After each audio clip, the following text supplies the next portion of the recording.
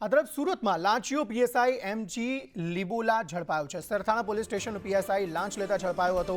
વડોદરા એસીબીએ 40,000ની લાંચ લેતા તેને પકડ્યો છે। જયેન્દ્ર આ અંગે વધુ માહિતી આપી રહ્યા છે। જી જયેન્દ્ર। જી અંકિત, જે રીતે વાત કરવામાં આવે કે સુરતમાં વધુ એક પીએસઆઈ જે છે તે લાંચ લેતા ઝડપાયા છે। વડોદરા એસીબી દ્વારા આ ક્લિપને સફળતાપૂર્વક પાર પાડવામાં આવી છે।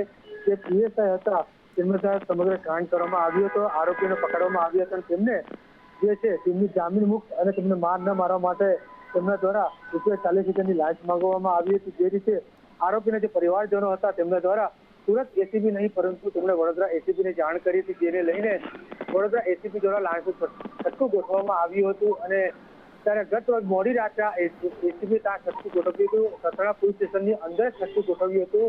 ત્યારે જે રીતે પીએસઆઈ લાંચ લેતા રંગે હાથે ઝડપાઈ ગયા હતા।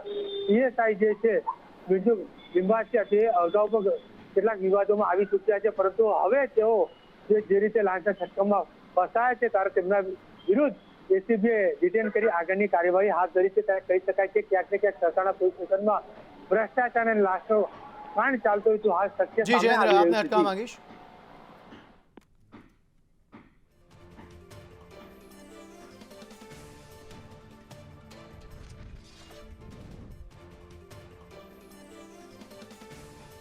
જી આભાર જયેન્દ્ર સમગ્ર માહિતી આપવા માટે।